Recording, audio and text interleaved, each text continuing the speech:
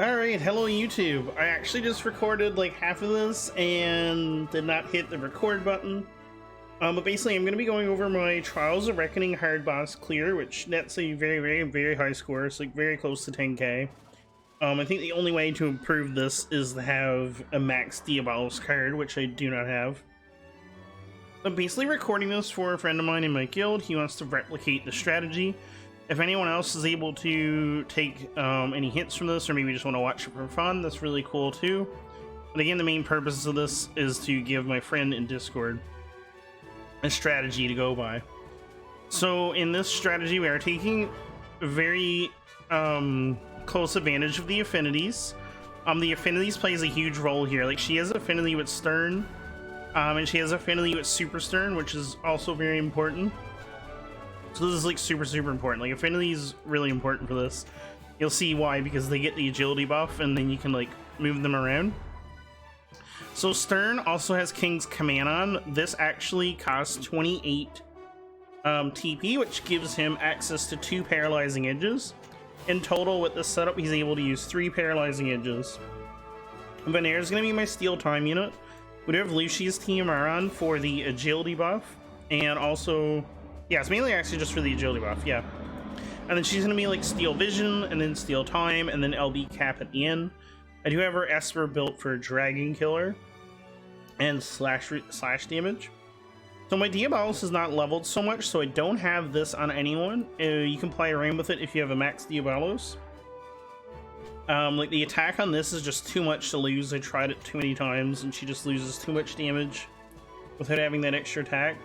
The only 2 units that will be close to the boss on this run is going to be Super Stern, like the new Stern, and Lynx. So they're built for evasion. He has a dodge mithril armor on. She has a Sage's hat. I have the Esper built for full evasion, and she's running Vow mainly for the self slash, the attack percent. And you might be able to like find a better option there, but I don't think Vow is actually turning the tides of the fight in any way, shape, or form. So let's get into it. We'll show you what I'm doing.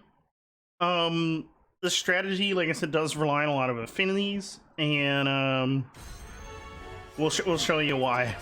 So right away, Venera can actually do limiter off, raises her agility. She's gonna stand right next to Stern. He's gonna do revitalize. You do need the bells on him because he's gonna hazard crusher and then spam double attack. He doesn't really spam it, he only gets it off once, but he does need enough TP to use double attack twice. We move Lynx up here to do illusion. That's with my specific setup, lets her do dreams within a dream twice. King's Command will give Stern enough AP to actually do paralyzing edge perfectly 3 times. And then we're gonna Steel Vision with Venera. Like I said, there's probably a better way to do this, but this is just how I'm personally doing it with what I have available. You do need to cast something on Mashri because it will reduce your CT. So you need to move and cast something with Mashri so she doesn't get another turn. We're going to start the chain with Paralyzing Edge.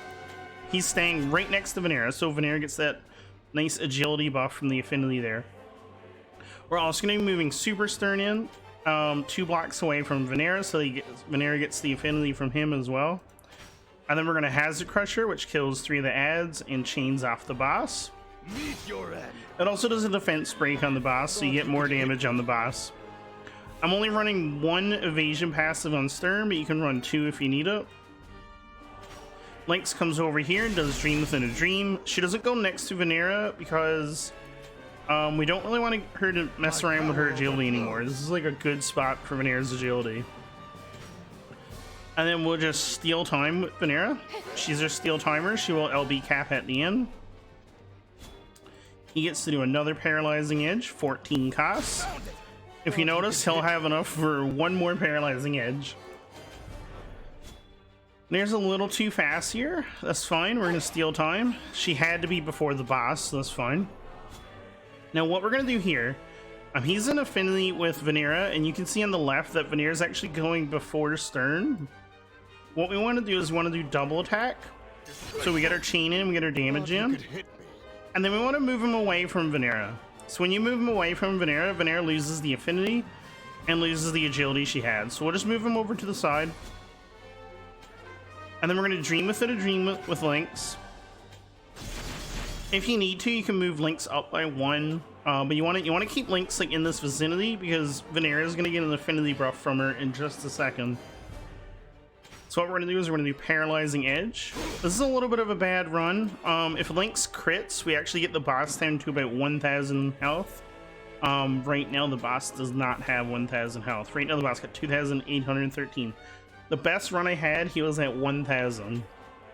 And that was from Lynx critting. And we're going to be a little bit fancy with this. We're going to turn on the LB. Hopefully the game doesn't crash. And we put Vanera next to Lynx for the affinity buff. And then we just go in and we LB cap the boss. Now, if you have a max Diabolos, what I recommend is maybe trying out your damage. Seeing if you can put the self cap up card on Vanera. As you can see, my most score was 9,845. That was because we did have Lynx crit and bring the boss down a little bit. Now, there could be a more efficient way for you to do this, but I just wanted to show my run so that other people can get some ideas with the boss here. This card is potential. You have some potential that you could run this on Vanera if you had a max Diabolos card. Like if this was at 35, I think you could definitely get away with moving the cards around, and then she might actually be able to push a little bit more damage. However, I am running a crit ring as well, but since I'm damage capping 3 times on Vanera, the crit ring's not really affected there. But there you go. That's me basically just sharing my version of this boss. I will do another video. I will do another video just going over the quest here. I want to do one more run through of these before I make the video. I'm going to do it hopefully in the next hour. And I'll post that as well for anyone who wants to do some last minute pushing in the event. I do apologize I wasn't able to get this up sooner. Personally, this game takes a lot to build units, so my units actually wasn't really ready until about 2 days ago for any of this. And then we had to fine tune the score as well. So, yeah, hopefully I'll be a little bit more prepared for the next event. But thanks for watching the video, and I hope you all have a wonderful rest of your day.